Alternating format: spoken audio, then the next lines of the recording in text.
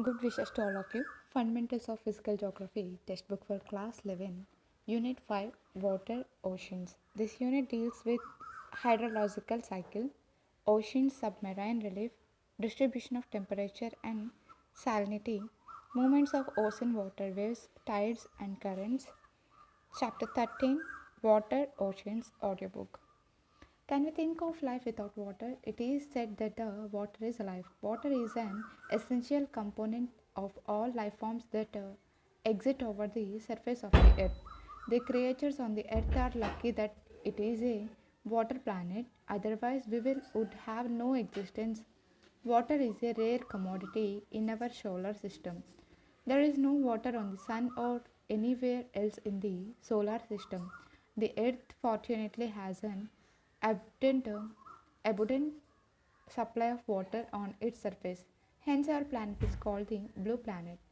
Hydrological cycle. Water is a cyclic resource. It can be used and reused. Water also undergoes a cycle from the ocean to land and land to ocean. The hydrological cycle describes the movement of water on, in, and above the earth. The water cycle has been working for billions of years, and all the life on earth depends on it. Next to air, water is the most important element required for the existence of life on earth.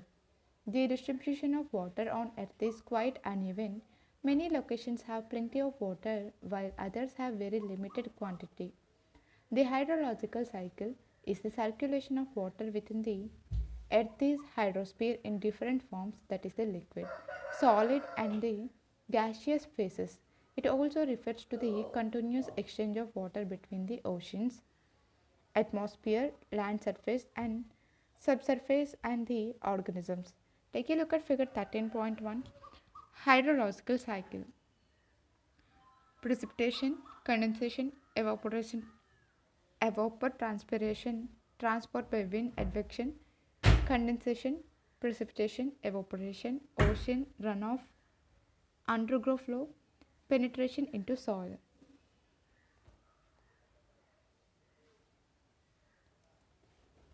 Take a look at table 13.1, components and processes of the water cycles. Components, processes. Water storage in oceans, evaporation, evapotranspiration, sublimation. Water in the atmosphere, condensation, precipitation. Water storage in ice and snow. Snow melt runoff to streams. Surface runoff. Stream flow freshwater storage, infiltration. Groundwater storage. Groundwater discharge springs.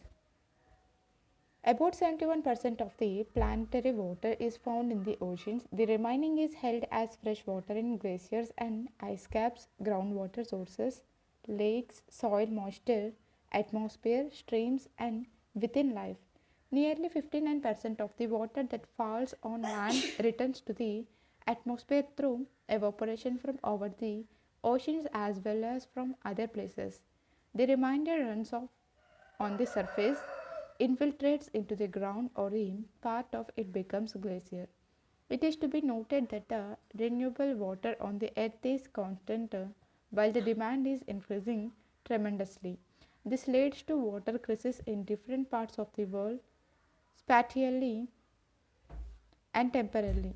The pollution of river waters has further aggravated the crisis. How can you intervene in improving the water quality and augmenting the available quantity of water? Relief of the ocean floor. The oceans are confined to the Great Depression of the Earth's outer layer. In this section, we shall see the nature of the ocean basins of the Earth and their topography. The oceans, unlike the continents, merge so naturally into one another that it is hard to demarcate them. The geographers have divided the oceanic part of the earth into five oceans, namely the Pacific, the Atlantic, the Indian Southern Ocean, and the Arctic. The various seas, bays, gulfs, and other inlets are parts of these four large oceans. A major portion of the ocean floor is found between 3 to 6 kilometers below the sea level. The land under the waters of the oceans, that is, the ocean floor, exhibits complex and varied features as those observed over the land. Figure 13.2.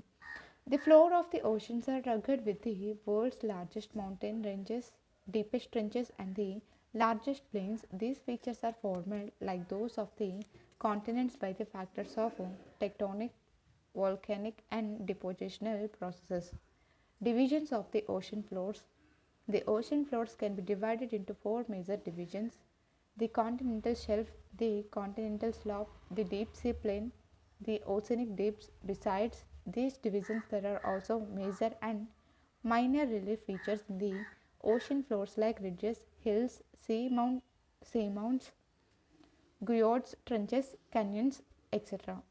Continental shelf. The continental shelf is the extended margin of each continent occupied by relatively shallow seas and gulfs. It is the shallowest part of the ocean, showing an average gradient of 1 degree or even less. The shelf typically ends at a very steep slope called the shelf break. The width of the continental shelves vary from one ocean to another. The average width of continental shelves is about 80 kilometers. The shelves are almost absent or very narrow along some of the margins like the coasts of China, the west coast of Sumatra, etc. On the contrary, the Siberian Shelf in the Arctic Ocean, the largest in the world, stretches to 1500 kilometers in width. The depth of the shells also varies. It may be as shallow as 30 m in some areas, while in some areas it is as deep as 600 meters. The continental shells are covered with a variable thickness of sediments brought down by rivers, glaciers, wind from the land, and distributed by waves and currents. Massive sedimentary deposits received over a long time by the continental shelves become the source of fossil fuels. Take a look at figure 13.2, relief features of ocean floors. Continental margin, deep ocean basin, mid-ocean ridge. Continental slope. The continental slope connects the continental shelf and the ocean basins. It begins where the bottom of the continental shelf sharply drops off into a steep slope. The gradient of the slope region varies between 2 to 5 degrees. The depth of the slope region varies between 200 and 3000 meters. The slope boundary indicates the end of the continents. Canyons and trenches are observed in this region. Deep sea plain. Deep sea plains are gently sloping areas of the ocean basins. These are the flattest and smoothest regions of the world, vary between 3000 and 6000 meters. These plains are covered with fine grained sediments like clay and slate. Oceanic deeps or trenches. These areas are the deepest parts of the oceans. The trenches are relatively steep sided, narrow basins. They are some 3 to 5 kilometers deeper than the surrounding ocean floor. They occur at the bases of continental slopes and along islands, arcs, and are associated with active volcanoes and strong earthquakes. That is why they are very significant in the study of plate movements. As many as 57 deeps have been explored so far, of which 32 are in the Pacific Ocean, 19 in the Atlantic Ocean, and 6 in the Indian Ocean. Minor relief features. Apart from the above mentioned major relief features of the ocean floor, some minor but significant features predominate in different parts of the oceans. Mid-oceanic ridges. A mid-oceanic ridge is composed of two chains of mountains separated by a large depression. The mountain ranges can have peaks as high as 2500 meters and some even reach above the ocean surface. Iceland, a part of the mid-Atlantic ridge, is an example. Seamount. It is a mountain with pointed summits rising from the seafloor that does not reach the surface of the ocean. Seamounts are volcanic in origin. This can be 3000 to 4500 meters tall. The Emperor Seamount, an extension of the Hawaiian Islands in the Pacific Ocean, is a good example. Submarine canyons. These are deep valleys, some comparable to the Grand Canyon of the Colorado River. They are sometimes found cutting across the continental shelves and slopes, often extending from the mouths of the large rivers. The Hudson Canyon is the best known submarine canyon in the world. Goyards, it is a flat topped seamount. They show evidences of gradual subsidence through stages to become flat topped submerged mountains. It is estimated that more than 10,000 seamounts and goyards exist in the Pacific Ocean alone. Atoll. These are low islands found in the tropical oceans consisting of coral reefs surrounding a central depression. It may be a part of the sea lagoon or sometimes form enclosing a body of fresh brackish or highly saline water. Temperature of ocean waters. This section deals with the spatial and vertical variations of temperature in various oceans. Ocean waters get heated up by the solar energy just as land. The process of heating and cooling of the oceanic water is slower than land. Factors affecting temperature distribution. The factors which affect the distribution of temperature of ocean water are latitude. The temperature of surface water decreases from the equator towards the poles because the amount of insolation decreases poleward. Unequal distribution of land and water. The oceans in the northern hemisphere receive more heat due to their contact with larger extent of land than the oceans in the southern hemisphere. Prevailing wind. The winds blowing from the land towards the oceans drive warm surface water away from the coast, resulting in the upwelling of cold water from below. It results into the longitudinal variations in the temperature.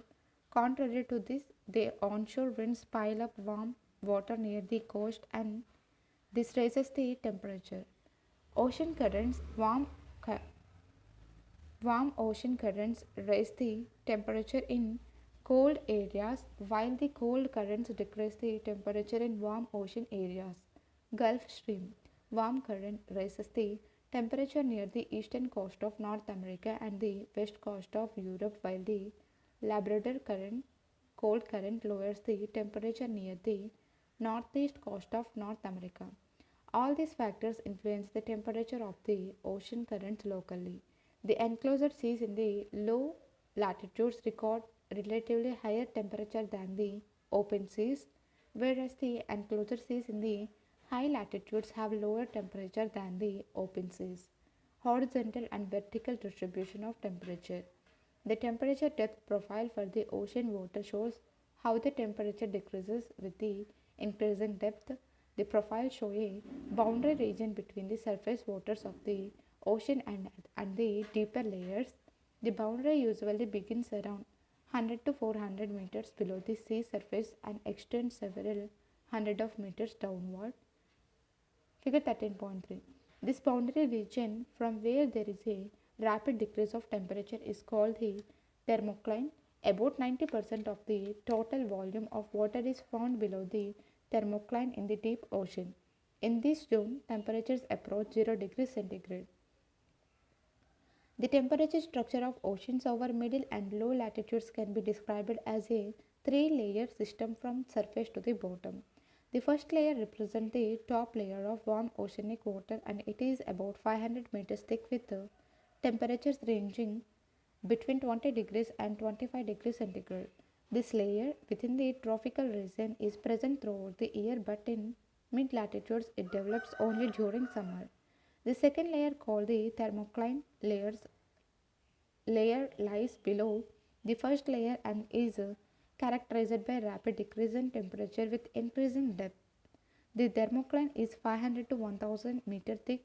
The third layer is very cold and extends up to the deep ocean floor. In the Arctic and Antarctic circles, the surface water temperatures change with the depth is very slight. Here only one layer of cold water exists which extends from surface to deep ocean floor. Take a look at figure 13.3 thermocline. Increasing depth meters, 1000 meters thermocline. Increasing temperature Celsius. The average Temperature of surface water of the oceans is about 27 degrees Celsius, and it gradually decreases from the equator towards the poles. The rate of decrease of temperature with increasing latitude is generally 0.5 degrees Celsius per latitude. The average temperature is around 22 degrees Celsius at 20 degrees latitudes, 14 degrees Celsius at 40 degrees latitudes, and 0 degrees Celsius near poles. The oceans in the northern hemisphere record relatively higher temperature than in the southern hemisphere. The highest temperature is not recorded at the equator but slightly towards north of it. The average annual temperatures for the northern and southern hemisphere are around 19 degrees Celsius and 16 degrees Celsius respectively. This variation is due to the unequal distribution of land and water in the northern and southern hemispheres. Figure 13.4 shows the spatial pattern of surface temperature of the oceans. It is a well-known fact that the maximum temperatures of the ocean is always at their surfaces because they directly receive the heat from the sun, and the heat is transmitted to the lower sections of the oceans through the process of convection. It results into decrease of temperature with the increase in depth, but the rate of decrease is not uniform throughout. The temperature falls very rapidly up to the depth of 200 meters, and thereafter the rate of decrease of temperature is lowered down. Salinity of ocean waters. All waters, all waters is na- eh, sorry, all waters in nature, whether rainwater or ocean water, contain dissolved mineral salts. Salinity is the term used to define the total content of dissolved salts in seawater. Table 13.4. It is calculated as the amount of salt in grams dissolved in 1000 grams 1 kg of seawater. It is usually expressed as parts per thousand or ppt. Salinity is an important property of seawater. Salinity of 24.7 degrees by percent has been considered as the upper limit to demarcate brackish water. Factors affecting ocean salinity are mentioned below. The salinity of water in the surface layer of oceans depends mainly on evaporation and precipitation. Surface salinity is greatly influenced in coastal regions by the fresh water flow from rivers, and in polar regions by the processes of freezing and thawing of ice. Wind also influences salinity of an area by transferring water to other areas. The ocean currents contribute to the salinity variations. Salinity, temperature, and density of water are interrelated. Hence, any change in the temperature or density influences the salinity of water in an area. Highest salinity in water bodies: Lake Van in Turkey, 313 degrees per percent; Dead Sea, 238 degrees; Great Salt Lake, 220 degrees.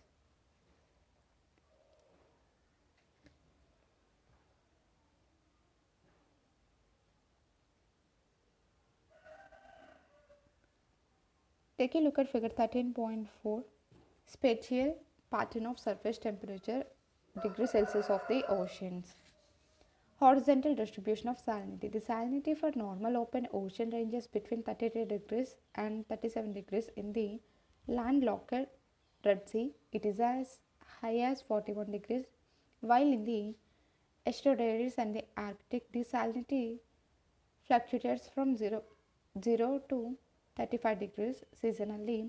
In hot and dry regions where evaporation is high, the salinity sometimes reaches to 70 degrees. The salinity variation in the Pacific Ocean is mainly due to its shape and larger areal extent. Salinity decreases from 35 degrees to 31 degrees on the western parts of the northern hemisphere because of the influx of melted water from the Arctic region. In the same way, after 15 degrees to 20 degrees south, it decreases to 33 degrees. The average salinity of the Atlantic Ocean is around 36 degrees. The highest salinity is recorded between 15 degrees and 20 degrees latitudes. Maximum salinity 37 degrees is observed between 20 degrees north and 30 degrees north and 20 degrees west and 60 degrees west. It gradually decreases towards the North Sea. In spite of its location in higher latitudes, records higher salinity due to more saline water brought by the North Atlantic Drift. Baltic Sea records low salinity due to influx of river waters in large quantity. The Mediterranean Sea records higher salinity due to high evaporation. Salinity is, however, very low in Black Sea due to enormous freshwater influx by rivers.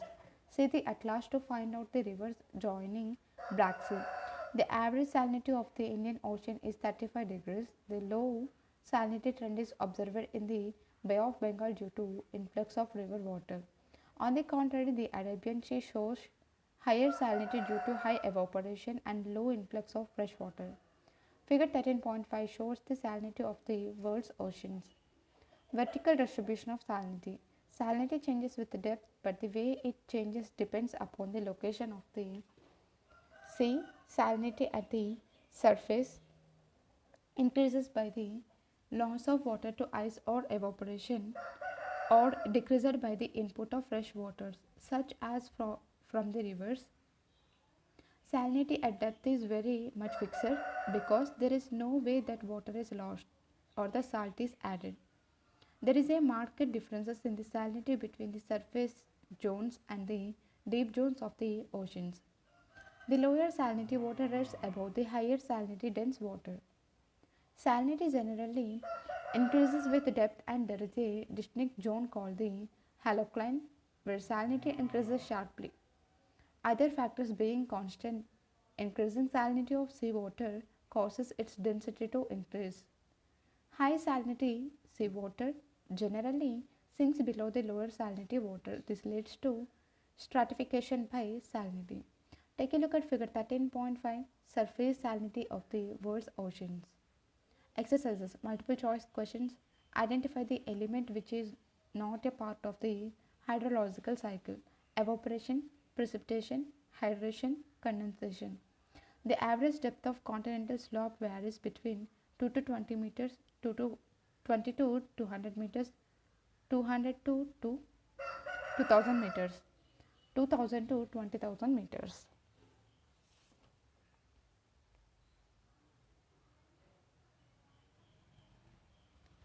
Which one of the following is not a minor relief feature in the oceans? Seamount, oceanic dip, atoll, Guyot. Salinity is expressed as the amount of salt it in grams dissolved in sea water: 10 grams, 100 grams, 1000 grams, 10,000 grams. Which one of the following is the smallest ocean? Indian Ocean, Atlantic Ocean, Arctic Ocean, Pacific Ocean. Answer the following questions in about 30 words. Why do we call the Earth a blue planet? What is a continental margin? List out the deepest trenches of various oceans. What is a thermocline? When you move into the ocean, what thermal layers would you encounter? Why the temperature varies with depth? What is salinity of seawater? Answer the following questions in about 150 words. How are various elements of the hydrological cycle interrelated?